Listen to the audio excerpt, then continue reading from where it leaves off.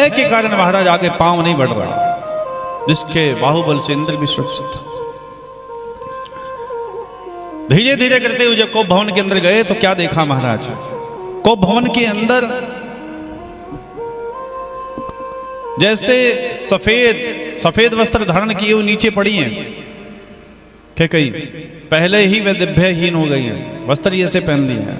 ये संकेत दे दिया, संदेश दे दिया।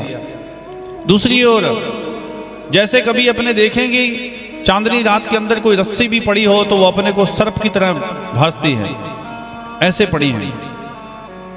और यह देख करके महाराज दशरथ जी अरे अरे बात तो बता, बात क्या है? कि कई ऐसी दशा तुमने क्यों बना रखी है? मुझसे कोई भूल हो गई? कई कुछ नहीं बोली। फिर मन में विचार आया कि अरे ये राम के नाम से उछल जाते हैं, क्योंकि राम से ज्यादा, बहुत ज्यादा प्रेम करते हैं ये। इतना स्नेह कौशल्या को नहीं है जितना कैकेयी को, और जितना दूध कौशल्या का नहीं पिया राम ने, कैकेयी का पिया।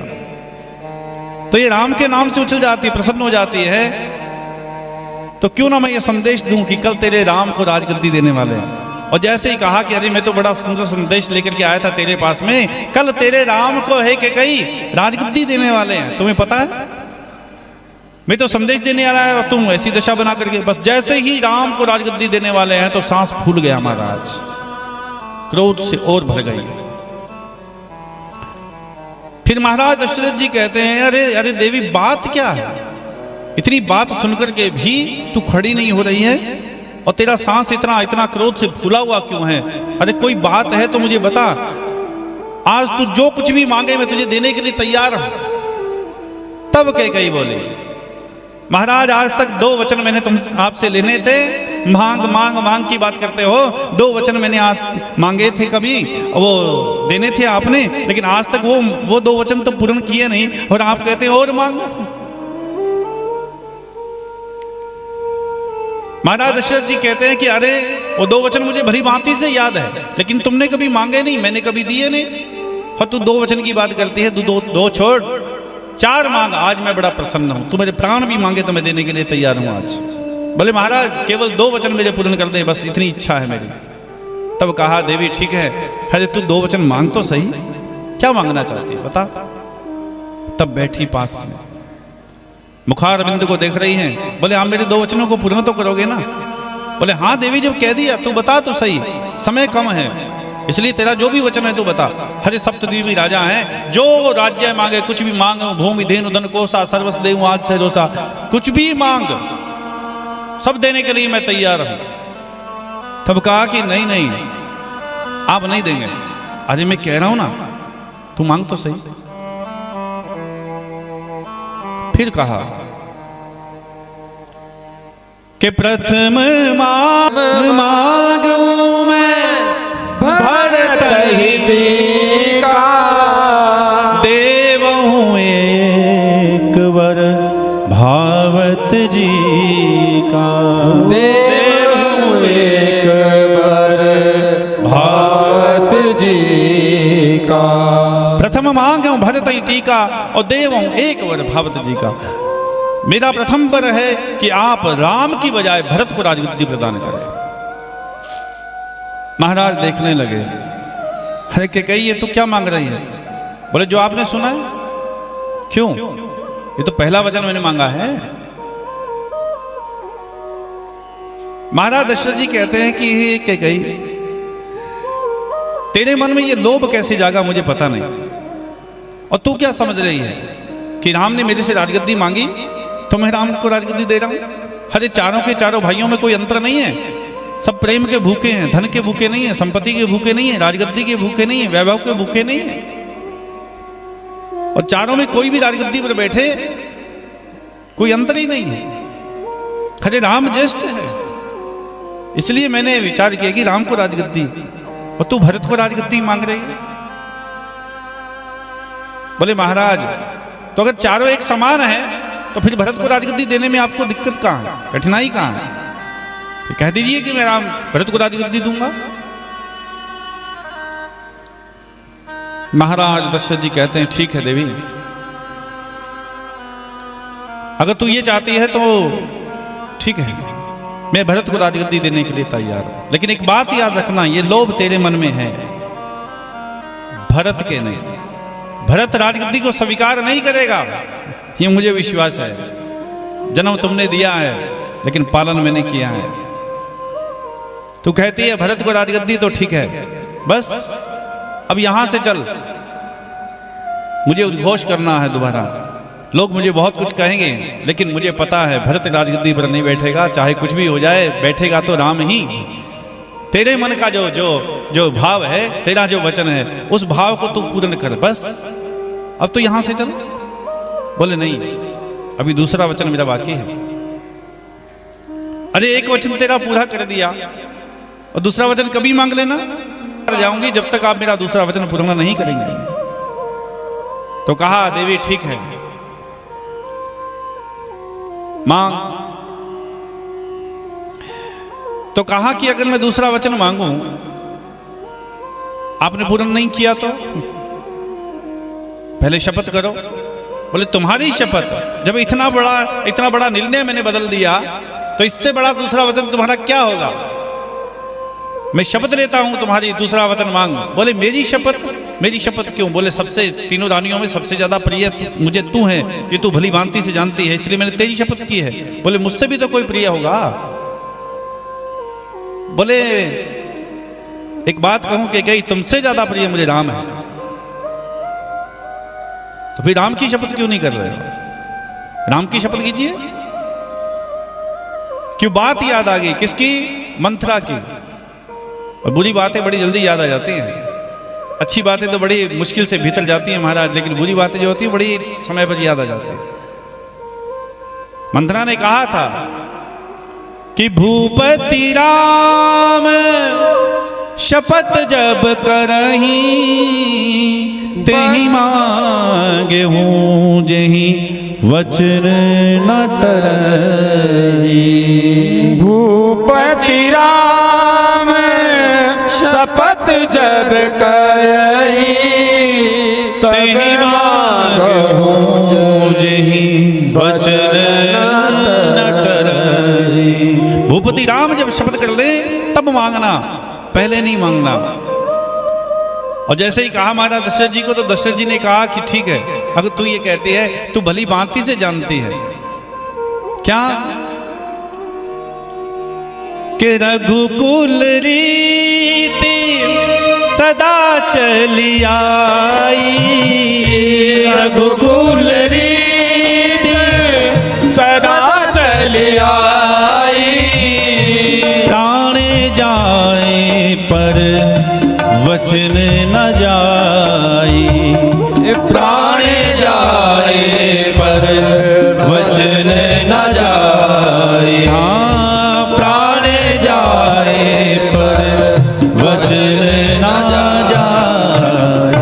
भूपति राम, अरे रघुकुल की रीति है, तू बोली राम की शपथ करने की आवश्यकता क्या है? रघुवंशी हैं हम, प्राण भले ही चले जाएं लेकिन वचन से पीछे नहीं हटते। और तुम कह रही हो कि राम की शपथ करो। बोले महाराज अगर मुझ पर विश्वास नहीं तो मत करो, मैं जानती हूँ रघुकुल की रीति, लेकिन आपका मेरे से प्रेम है और मैंने आपको कह दिया, अगर नहीं है तो कोई बात नहीं, रहने दो, नहीं विश्वास तो। और महाराज आज नारी के बस में आ गए।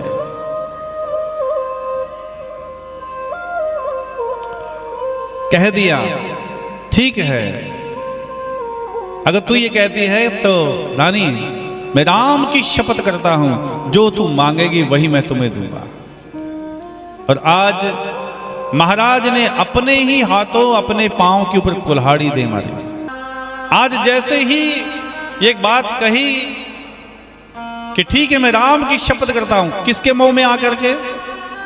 एक नारी के, पत्नी के। उसी समय उसने दूसरा वचन मांग लिया। और देखो शब्दावली के अंदर कितनी सुंदरता आई है, कितनी मधुरता आई है। दूसरे वचन में कितनी मधुरता आ गई। कैसी? बाबा लिखते हैं कि मांगहूं दूसरा वर कर जोरी। मांगहूं दूसरा वर कर जोरी, पूर्व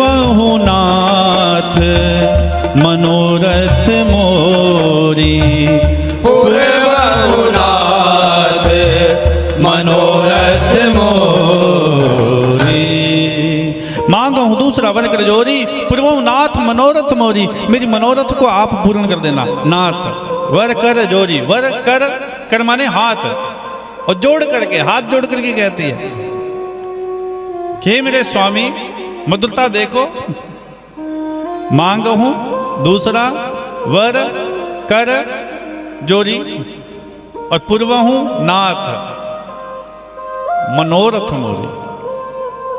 आप मेरी मनोरथ को पूर्ण कर देना, मेरी मन की इच्छा को पूर्ण कर देना।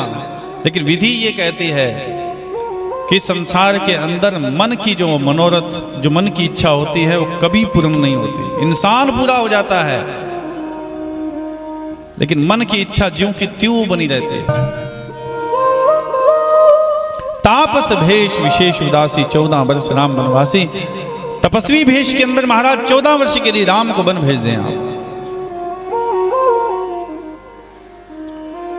ये बात कहते ही महाराज दशरथ जी देखने लगे कैकेयी को। कहा कि कैकेयी ये तू क्या मांग रही है? तूने वचन जो मांगा है वो विचार करके नहीं, मुझे पता है तू मजाक कर रही है। ये शब्द अपने वापिस ले, तू ऐसा कर ही नहीं सकती, ये जानबूझ करके तूने कहा है। कैकेयी कहती है कि महाराज आपने जो सुना है वही मैंने मांगा है। तपस्वी भेष के अंदर 14 वर्ष के लिए राम को वन, और प्रातः काल होने से पहले, कल राम राजगद्दी पर नहीं वन में जाएगा, और अगर ऐसा नहीं हुआ तो आज के पश्चात किसी को यह नहीं कहना कि रघुकुल जीत सदा चली आए, प्राण जाए पर वचन ना जाए। धर्मनिष्ठ बनते हैं आप। महाराज दशरथ जी की वाणी मूक हो गई। महाराज दशरथ कुछ बोल नहीं पाए। विचार करते हैं कि अरे तुम ये सब मांगते हुए तेरी जीभा जली नहीं? तेरी जीभ में कीड़े नहीं पड़े? तुझे लज्जा नहीं आई? अरे जब भरत को राजगद्दी मैंने प्रदान कर दी तो वन राम ने तुम्हारा किया क्या? उसे वन में क्यों भेज रही हो तुम? मैंने जिसे गले का हार मान करके आज तक सजो करके रखा था, कैकेयी सबसे ज्यादा प्रेम मैंने तुमसे किया था और गले का हार बना करके रखा था, लेकिन मुझे नहीं पता था कि तू सर्पणी है, तू एक दिन मुझे डसेगी। नहीं, मैं तेरे हाथ जोड़ता हूं, तू कहे तो मैं तेरे चरण पड़ जाता हूं, तू कहे तो ये खड़ग ले और मेरा सिर धड़ से अलग कर दे, लेकिन राम को वन नहीं भेज सकता, मैं ऐसा नहीं कर सकता। कैकेयी कहती है कि महाराज अभी तो बड़ी बड़ी बातें कर रहे थे आप, डींगे हाथ हट रहे थे, रघुवंशी हैं हम, प्राण चले जाए पर वचन से पीछे नहीं हटते, और ऊपर से आपने राम की शपथ भी की है। महाराज दशरथ जी की हालत ऐसी हो गई जिसके बाहुबल से इंद्र भी सुरक्षित था, आज वो घुटनों के बल नीचे गिर गया। खड़ा होना चाहते हैं महाराज, लेकिन खड़े नहीं हो पा रहे हैं। और हालत कैसी के राम राम रटत भुआलू, राम राम रटत भुआलू, जनु बीनु पंख विहंग बेहालू, जो जनु बीनु पंख विहंग बेहालू। जैसे किसी को चोगा डाल करके पक्षी को बुलाए और पक्षी चोगा लेने के कारण लालच में आ जाए और फिर बहेलिया उसे पकड़ ले और उसके पंख काट दे, तो उस पक्षी की क्या हालत होगी? जनु बिनु पंख विहंग बिहालू। आज महाराज दशरथ जी की हालत वो हो गई कि पहले तो प्रेम में लिया और प्रेम में लेने के पश्चात महाराज पक्षी की तरह पंख काट दिए। अधमरे जैसी हालत महाराज दशरथ जी की हो गई। दीवाल का सहारा लेकर के आज महाराज खड़े होते हैं। राम राम करते हुए कक्ष की ओर जाते हैं। कैकेयी पीछे कटु वचन कटाक्ष करती हुई चल रही है। और कक्ष में जब गए तो नीचे गिर गए महाराज। कैकेयी कहती है कि आप चाहे कुछ भी करें महाराज, कितना भी रोएं, और एक बात सुन लीजिए मेरी, अगर प्रातःकाल राम वन नहीं गया तो मैं अटैची पर चढ़ करके आत्महत्या करूंगी। और आत्महत्या करने के पश्चात लोग आपसे पूछेंगे, प्रजा आपसे पूछेगी कि कैकेयी ने आत्महत्या क्यों की, तब उसका उत्तर देना पड़ेगा आपको। रघुवंश में आप कलंक कहलाएंगे। आप उस वंश के हैं जिन्होंने सत्य के कारण महाराज अपने आप को बेच डाला, अपनी पत्नी को। उस कुल के हैं आप, धर्मनिष्ठ कहलाते हैं, रघुवंशी हैं। ये बातें आज के पश्चात फिर नहीं करना, ये देख लीजिए महाराज। और आप चाहे कितना भी रोए, मैं अडिग हूं। या तो प्रातःकाल वन जाएगा राम, और या फिर मेरी यहां से अर्थी निकलेगी।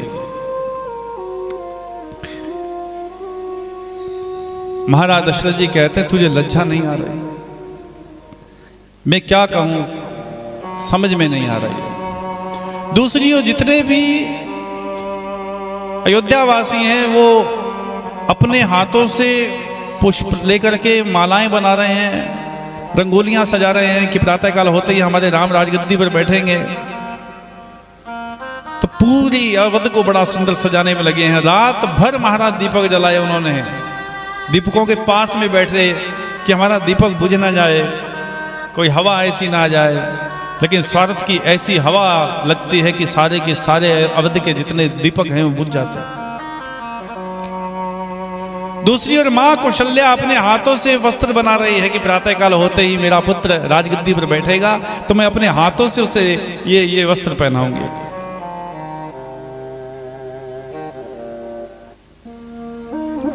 प्रातःकाल होने को आई, पिछला पहर रात्रि का निकल रहा है, सभी द्वार पर खड़े हैं। और इतने में सुमंत आते हैं महामंत्री। सुमंत से कहा कि अरे, प्रजा कहती है कि अरे सुमंत, कि पिछले पहर भूप नित जागा, पिछले पहर भूप नित जागा, आज हूँ मम बड़े अचरज लागा। आज बात क्या है? अचरज लागा। पिछले पहर हमेशा ये राज दरबार खुल जाता है, ये द्वार खुल जाता है। आज ये द्वार बंद क्यों है?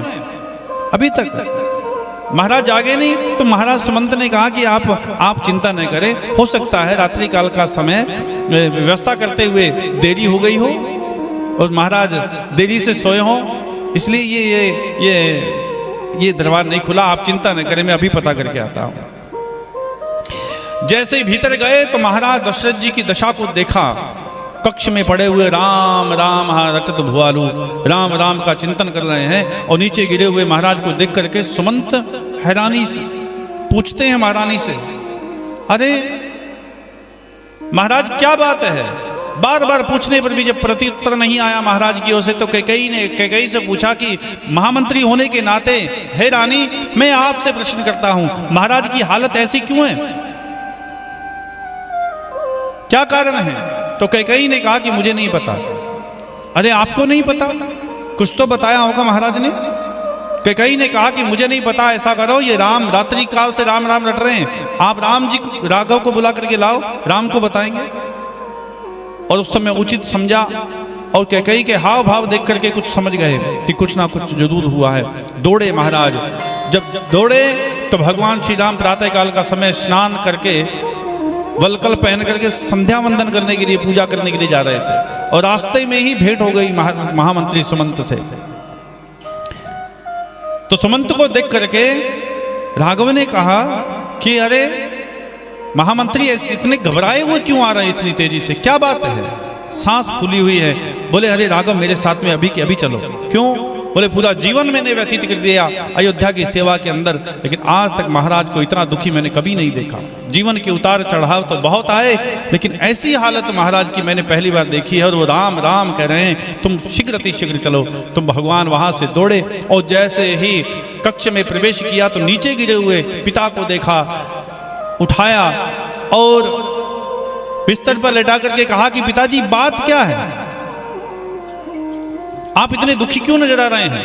अरे चार पुत्र होने के पश्चात भी पिता की आंख में आंसू आ जाए तो उस संतान को धिक्कार है।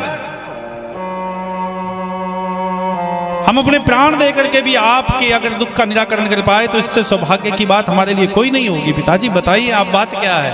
बार बार पूछा, लेकिन महाराज दशरथ जी कुछ बोल नहीं पाए। उनकी वाणी मूक है और केवल टकटकी लगाए हुए राम राम, केवल राम राम निकल रहा है। भगवान की आंखें भी नम हो गई। बार बार पूछने पर भी जब प्रत्युत्तर नहीं आया तो भगवान ने कहा कि मां आप बताएं पिताजी को ऐसा क्या दुख है? हम 4 पुत्रों के होने के पश्चात भी इतना बड़ा ये दुख, ये इनकी आंखों में आंसू, तो हमें जीने का कोई अधिकार नहीं है। कैकेयी ने कहा कि राघव राम, मैंने तुम्हारे पिता से 2 वचन लेने थे, उन वचन के कारण ये ऐसा कर रहे हैं। मां क्या वचन थे? बोले पहला वचन में कहा, हे राम तुम्हारी बजाय मेरा भरत राजगद्दी पर बैठे, मैंने ये मांगा। मुस्कुराते हुए भगवान हाथ जोड़ करके खड़े हो जाते हैं, मां तूने तो बड़ी कृपा कर दी है। मैं रात भर सोचता रहा मां, रात भर मुझे नींद नहीं आई कि हम चारों भाई जन्म इकट्ठे लिए, खेले इकट्ठे, पढ़ने के लिए इकट्ठे गए, लेकिन राजगद्दी मुझे क्यों? मेरा छोटा भाई, मेरे छोटे भाई क्यों नहीं बैठ सकते राजगद्दी पर?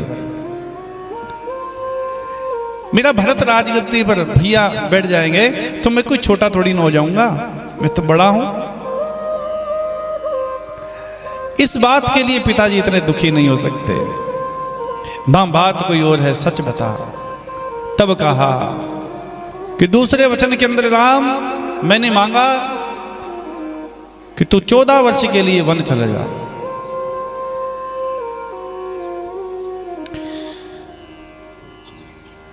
भगवान मैया को देखते हैं और देखते देखते मैया के चरणों में गिर जाता है। वाह मैया, पहले तो महाराज महामुनि विश्वामित्र जी आए थे याचना करने के लिए और लेकर के गए थे, लेकिन इतनी बड़ी कृपा आपने मैया कर दी, लोग तो बुढ़ापे का इंतजार करते हैं।